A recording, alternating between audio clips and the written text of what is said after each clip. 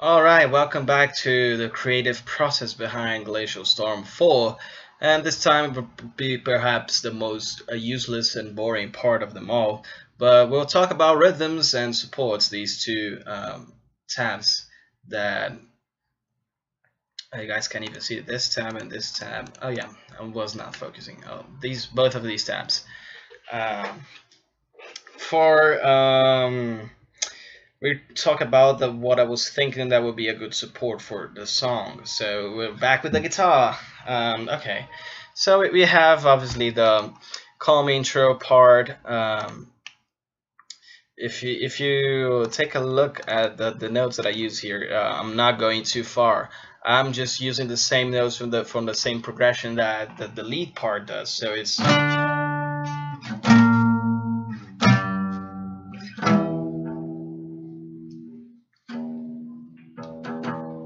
so yeah. I just repeated that a couple of times, you know.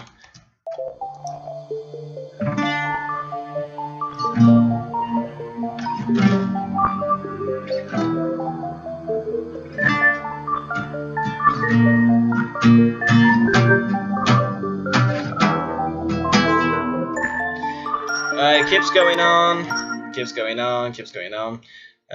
Okay, so we arrived at simple intro bass, which is, as the name suggests, quite simple. I just kept going with the chord progression. It's the same three notes here, but instead of going to an E, we go to a C, as it is on the main melody. So when we play it back, it sounds something like this.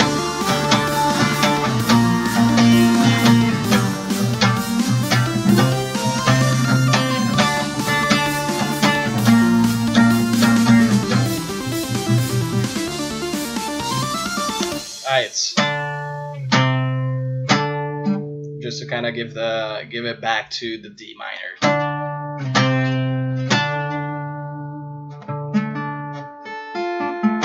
Can already tell this video is gonna be the last watch and the most boring, but I don't care. We'll keep going through with it. Simple intro bass. The same intro verse starts to act like a support here, but it's more of a second lead part. The intro rhythm, which is based on that same sound that I talked about in the first video.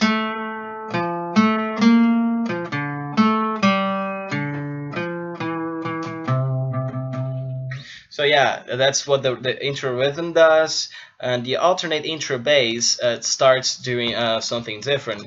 It keeps going with the same melody that was doing before, which is.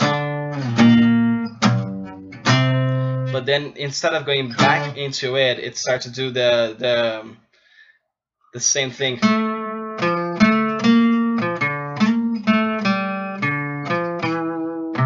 To follow the lead part, because this part here before was the lead part was not doing the same notes that appear here. They're doing their own thing, but then later they do the same notes here. So I decided for the bass to go with it as well, because it would sound more different than it was already being played.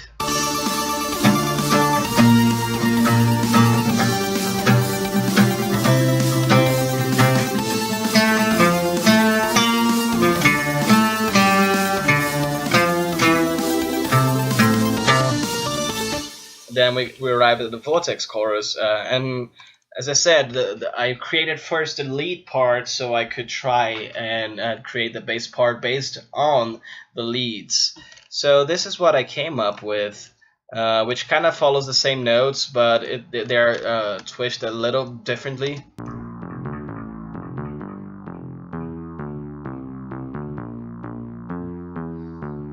I was going to go down from here, but that it sounds too low. Too low to notice, so just went with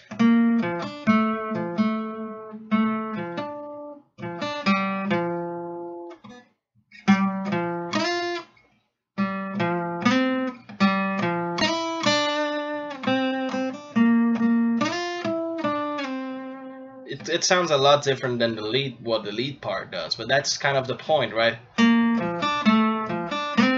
Oops. Let's try again.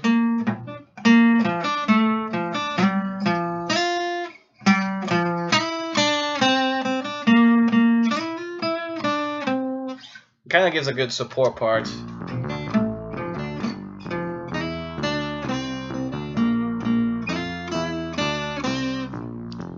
Feels good. For the variation, I needed something different because it would be too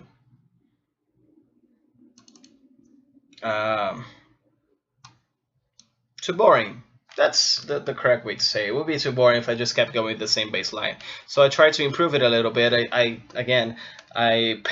copy and pasted the same notes and tried to mess with it to see what sounded good. Most of the writing process of especially an FL song is just trial and error. You just try and see what sounds good enough. So you can see that this part, it has a lot more notes.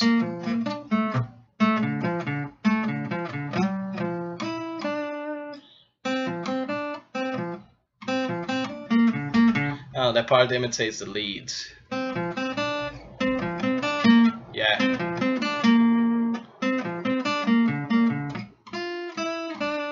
But the first part does not.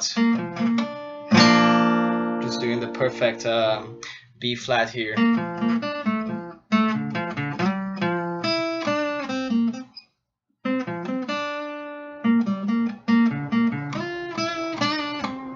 So yeah, you kind of need something different from the lead to give this a kind of support sense, but I couldn't let it be the same because it was too boring. That's just the plain truth.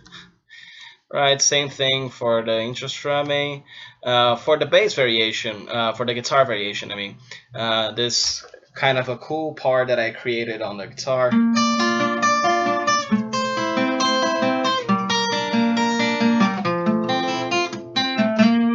I wanted the bass to do the same, but I already have two instances where at first the bass does one thing and then later it switches back to what the lead is playing. So that's exactly the same thing that I did here. It kind of makes the part feel less boring because it kind of feels like two different parts even though they are virtually the same. So yeah, here we have a really simple bass line.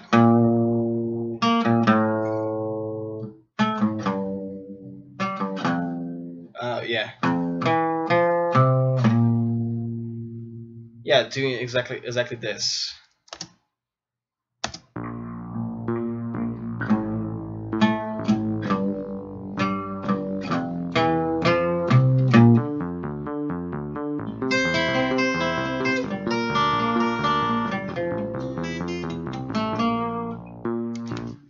Yeah, kind of feels good. Alright. Intro twin bass and twin rhythm. Alright, they're all, as you can see, almost the same notes here, so try to go only one of them, which is the rhythm. Alright, for this part in particular, I had already written the lead solo, so all I needed to do was to create a rhythm that would kind of match it. So I placed the same notes from the lead here and remove the feel of them and to just get the general idea of what notes I was supposed to use. And this is what happened. If you remember that this little part here is a that goes oh my god, I can't do this on a real guitar. Kind of something like that.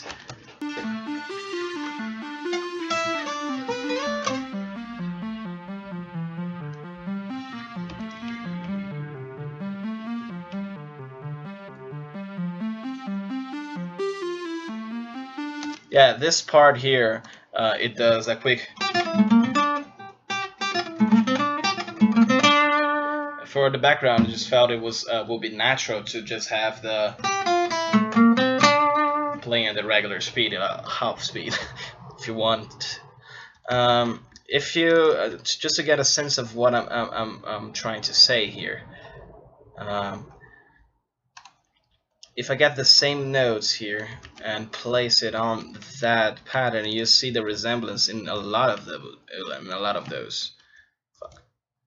Alright, so Riff Machine, what the fuck is that? Kind of need to lower it down a bit to an A. So you see how, I mean, for this part they're all really close together.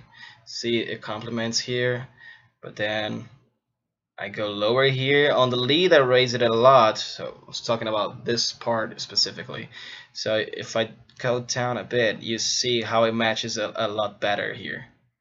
Oh wait, just missing one. Okay, it matches a lot of these parts, and the low end, since the lead travels too fast, the bass should not, the bass of the song should not go that fast, just to create, so if it sounds like both are just soloing, which is not what I was looking for.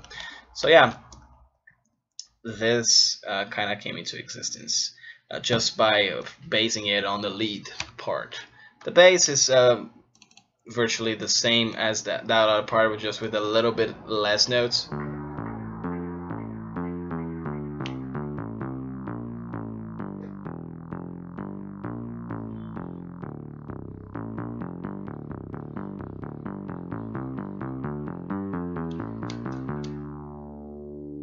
Right? Feels good. Alright. Glacial Storm theme, we covered that in the last video. Glacial bass theme, kind of just did a variation. Instead of going, let's see. Oops. Yeah, there's no way.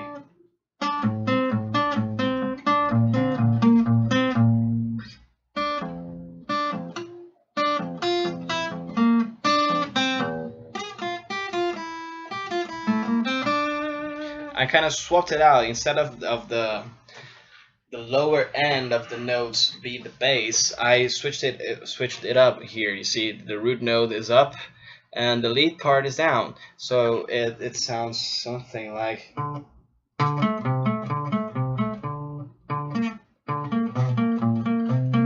kind of gives a nice contrast to what the lead is doing.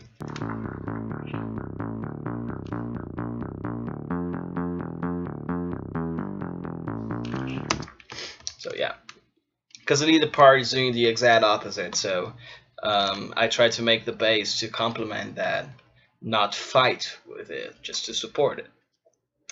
Bass theme continues the same, the bass theme continues the same, and the rhythm theme is just a straight regular of that kind of idea. Just following the root note and the main notes.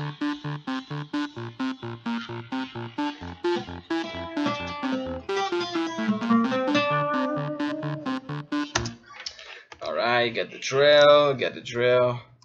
And this is one of the most boring parts of the video. We have the variations again, the vortex chorus, sneaky bass, and the sneaky rhythm. They all follow the same kind of idea.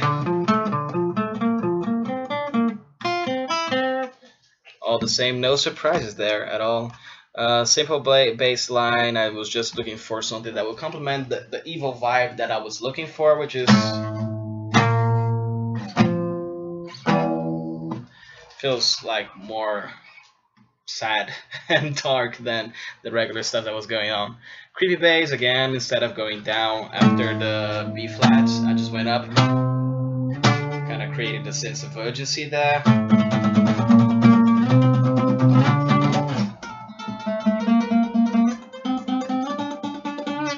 Doesn't work that well on my guitar, right? We're back to this sneaky rhythm and glacial theme bass variation. For this one, I used the two plugins in a different manner. Boot bass, Fat was only doing the low.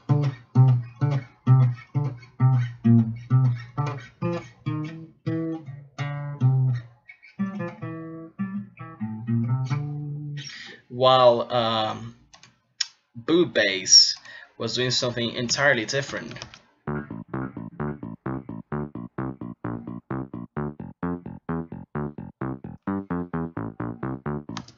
Kind of feels better that way to have both bass doing different things. For the odd part, I just kind of found the root note for each part and used it on both the choir. The choir is present at the odd part, but so is boot bass in fact. So if you remember last time, I said that I wanted to do something like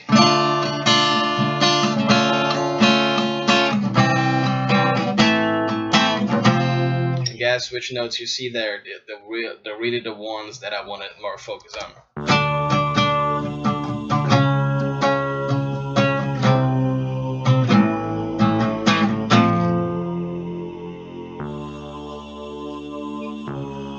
Kind of feels good to have that.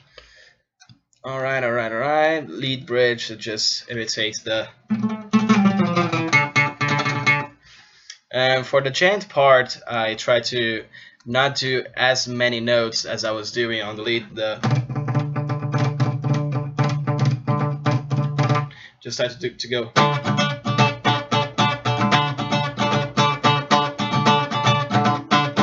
Or if you want.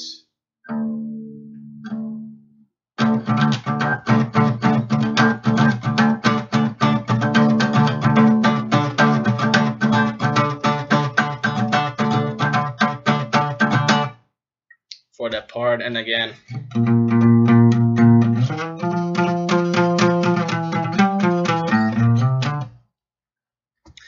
Alright, glacial theme bass variation, the same thing. Code solo bass and code solo rhythm, they are just rip-offs from Glacial Storm 2, surprisingly. So how do you play that?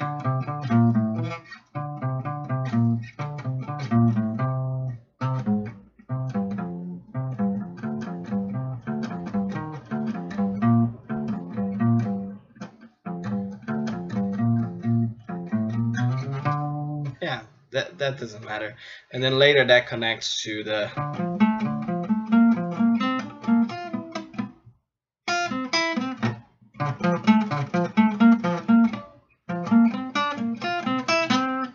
God, it didn't warm up today. So yeah, you get the idea. You plan those two together and they sound great for some reason.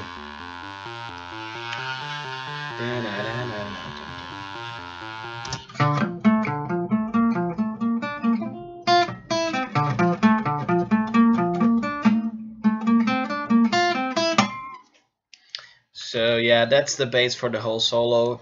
I already had this, so I wrote the solo later on top of these notes, which was a smart decision because otherwise it would sound like shit. So I have the creepy bass again, the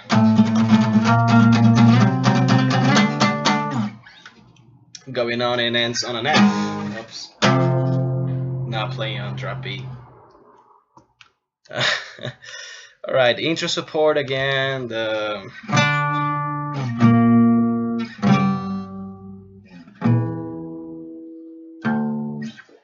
going on in there.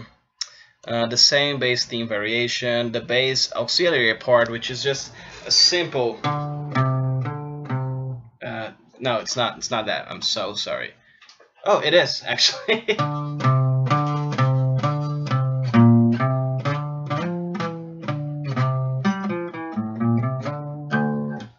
Just the same thing going on. For the winter verse, I did something different, obviously, which was winter simple bass, which kind of continues the same melody from Glacial Storm, but it adds the F instead of the going back in. It adds.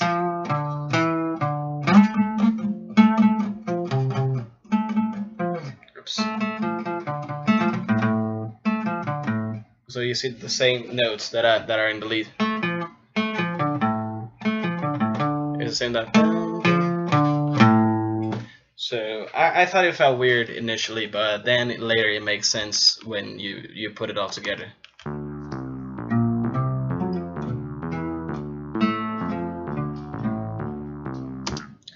Not that much to talk about that. Simple bass keeps repeating for the winter tab part. For the winter prelude, I just went straight with the same notes from Glacial Storm. but then instead of continuing it like the melody suggests there, it goes this kind of a descending vibe just to to arrive at the winter solo in a magnificent fashion, right? And for the winter solo, it just follows the same thing as it was in Glacial Storm 1, Glacial Storm 2, which is this little bastard here, which is pretty simply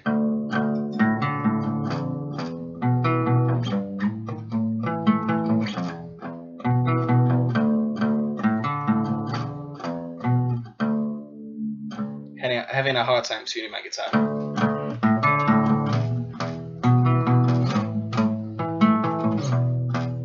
It's the perfect chord, right?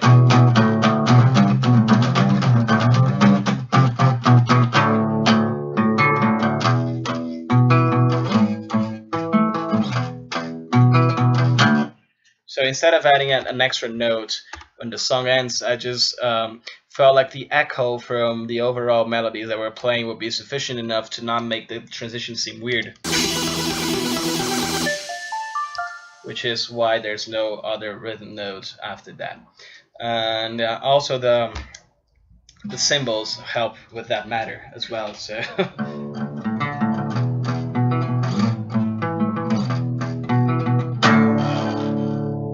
and yeah, I guess that's it for the rhythm part. It's not too complex, you know. My advice, if you want to build cool rhythm parts, you just have to. Personally, I prefer to start with the leads.